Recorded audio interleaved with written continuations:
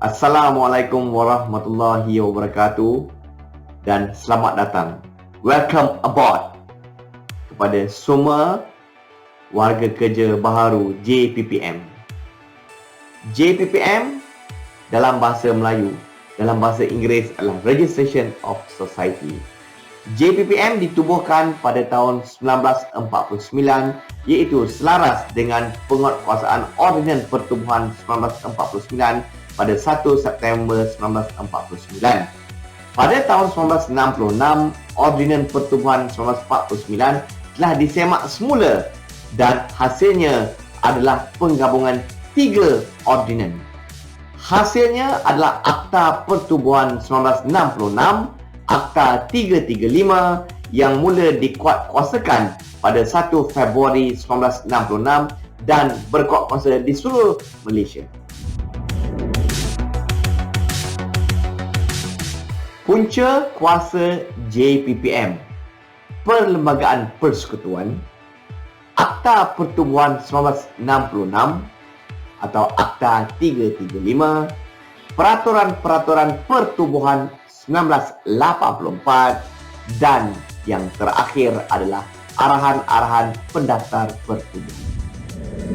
Fungsi JPPM pula adalah kawal selia pertubuhan, mengawal selia pengurusan pertubuhan, program dan aktiviti supaya tidak bertentangan dengan perlembagaan pertubuhan, dasar negara, keamanan, kebajikan dan keselamatan ketenteraman awam atau keharmonian sosio-budaya.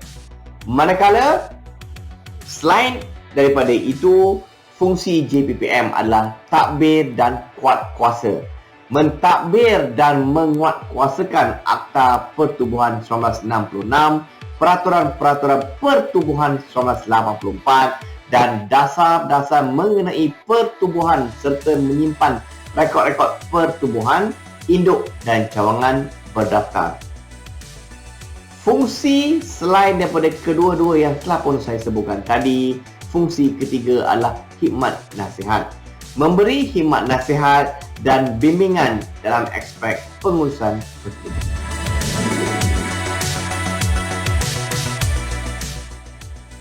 ROS, Registration of Society in English or JPPM, Jabatan Pendaftaran Pertubuhan Malaysia dalam bahasa Melayu, mempunyai matlamat seperti berikut. Menentukan pertubuhan yang sihat, teratur, tidak bercanggah dengan kehendak-kehendak keamanan, kebajikan, keselamatan dan ketenteraman awam. Manakala visi JPPM adalah peneraju pembangunan masyarakat sivil. Seterusnya, kita ke misi JPPM iaitu memperkasakan pertubuhan ke arah pembangunan dan kesejahteraan rakyat.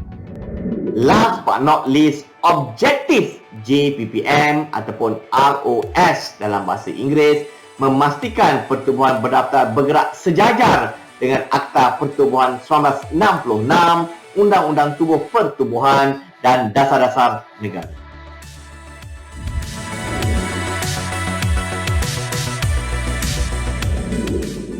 JPPM diketuai oleh Ketua Pengarah, dibantu oleh Timbalan Ketua Pengarah dan Penasihat Undang-Undang.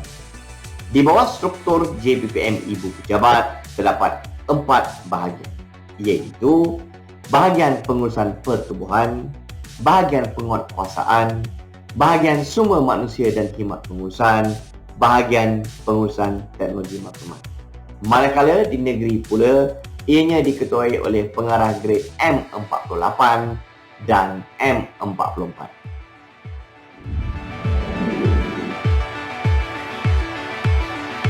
Seterusnya, bahagian sumber manusia dan khidmat pengurusan atau lebih dikenali sebagai SMKP. SMKP terbahagi kepada 2 wing, iaitu Seksyen Sumber Manusia dan Kewangan dan Seksyen Khidmat Pengurusan dan Korporat. Kedua-dua wing ini diketuai oleh pegawai PTD FlexiPost M41/M44. Untuk Seksyen Sumber Manusia, ianya terbagi kepada dua unit, iaitu unit Perjawatan, Perkhidmatan dan Integriti dan unit Latihan. Manakala untuk Seksyen Kewangan hanya terdapat satu unit, iaitu unit Kewangan. Di wing sebelah sana, Seksyen Khidmat Pengurusan dan Korporat, terdapat dua sub-unit, iaitu unit Khidmat Pengurusan dan unit Komunikasi Korporat. Seterusnya, Setiausaha Pejabat Ketua Pengarah JPPM dan juga Setiausaha Pejabat Timbalan Ketua Pengarah JPPM diselia oleh bahagian Sumber Manusia dan Khidmat Pengurusan juga.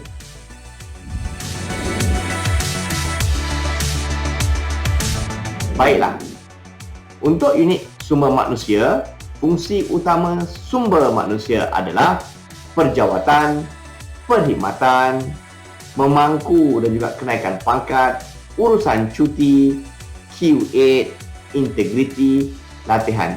Di samping itu juga, unit sumber manusia menguruskan mesyuarat pengarah-pengarah yang dipengurusikan oleh Ketua Pengarah JPPM.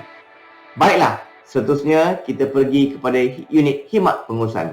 Unit khidmat pengurusan, tugas utama unit khidmat pengurusan adalah sebut harga, naziran aset dan stor, mesyuarat JK Park, MBJ, menguruskan semua fail dan rekod jabatan, kontrak baru serta pelanjutan kontrak.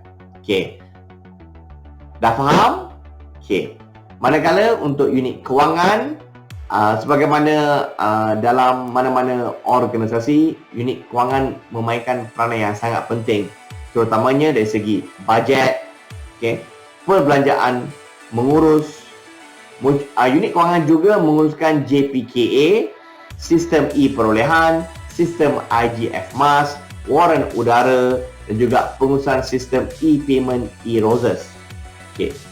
Bila kita dah sebut unit kewangan, unit sumber manusia, unit khidmat pengurusan, ada satu lagi unit yang belum disebut oleh saya, iaitu unit komunikasi korporat.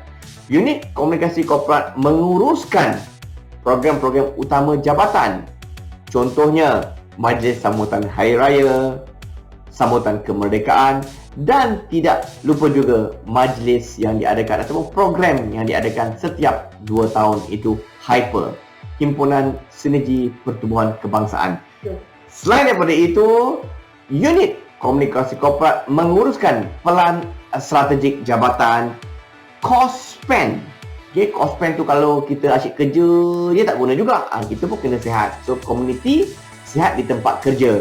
Alright, pengurusan aduan juga maklum balas dan juga tidak lupa juga pengurusan ISO dan pelaksanaan EXA di JPPM secara amnya. Baiklah, saya akan bawa tuan-tuan dan puan-puan seterusnya ke pelan strategik jabatan. Pelan strategik jabatan yang dirangka pada tahun 2021 sehingga 2025 merangkumi beberapa elemen. Dalam elemen SMKP, kita terikat kepada teras 3, iaitu memantapkan modal insan dan juga infrastruktur. Antara program-program yang akan dijalankan di bawah teras 3 adalah Oasis Ilmu, Growth Expert, Expert Recognition, Uplifting JPPM dan juga pengurusan integriti dan juga accountability. Ini adalah serba sedikit mengenai teras 3. Kalau tuan-tuan dan puan-puan nak tahu lebih lanjut mengenai pelan strategik, boleh dapatkan di laman web ataupun e-book. Okay, so tuan-tuan dan puan-puan boleh baca. Selain daripada yang saya sebutkan tadi, kita ada juga pengurusan tadbir urus, smart partnership yang dirangkumkan di bawah pemantapan kompetisi modal insan dan infrastruktur. So, SMKP ini kebanyakannya teras 3 di bawah pelan strategik, diketuai oleh bahagian sumber manusia dan khidmat pengurusan. Antara program utama jabatan adalah program Himpunan Sinergi Pertubuhan Kebangsaan yang diadakan setiap 2 tahun. Kita saksikan.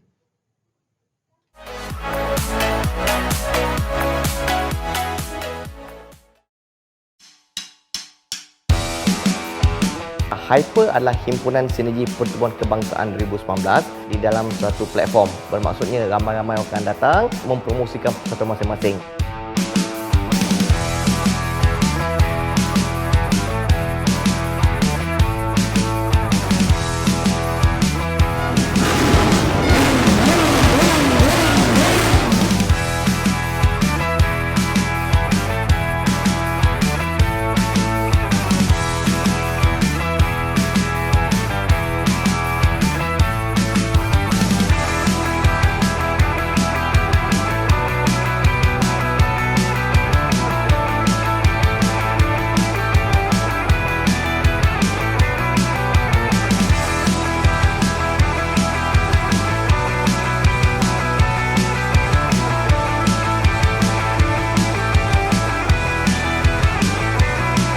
Pada pagi ni kita ada pukul 9 pagi tadi adalah Zumba bersama anak-anak Rumah Budi, sukarelawan daripada negeri-negeri di zon utara.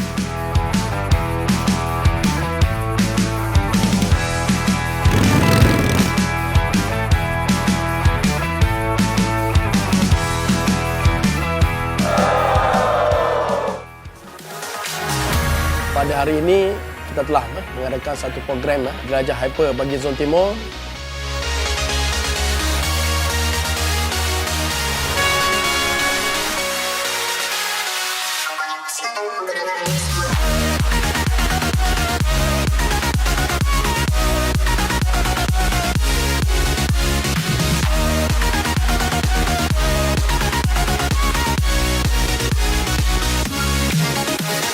Serbu mendatang kita tak kira.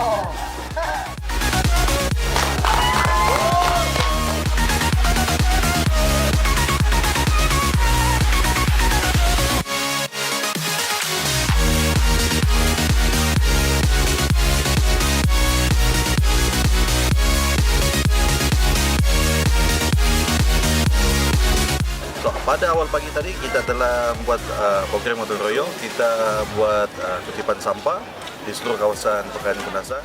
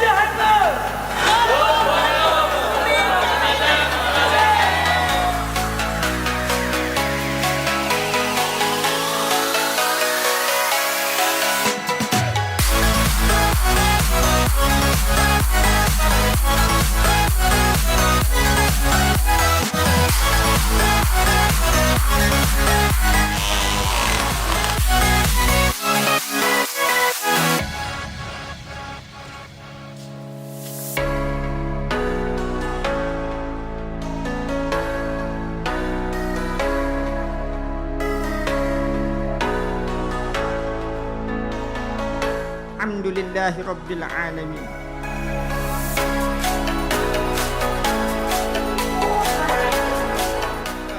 Dengan lafaz Bismillahirrahmanirrahim, saya merasmikan Himpunan Sinergi Pertubuhan Kebangsaan Hyper 2019.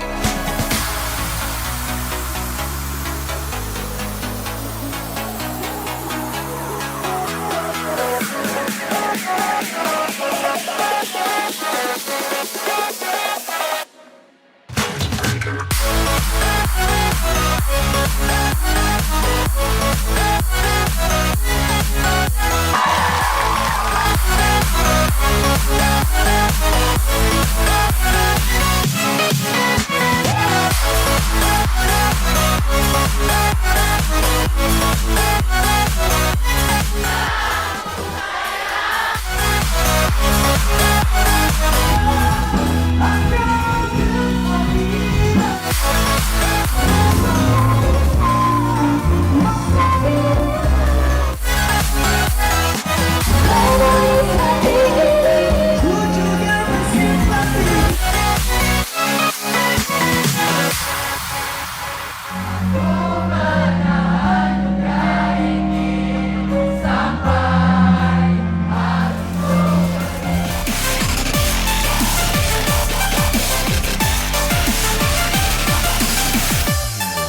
kepada YB kita, terima kasih kepada Hyper, terima kasih kepada Muhammad.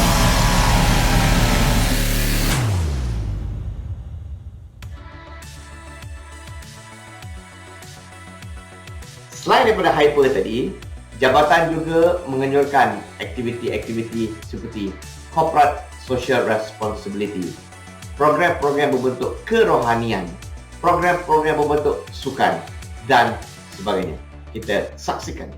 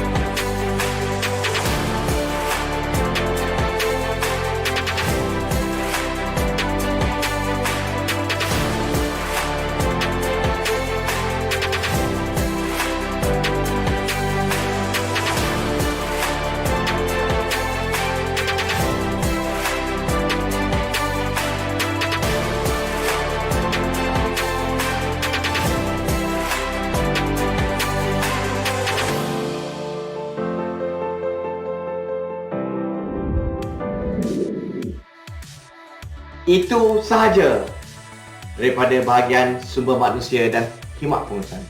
Sekian, terima kasih. InsyaAllah kita berjumpa lagi.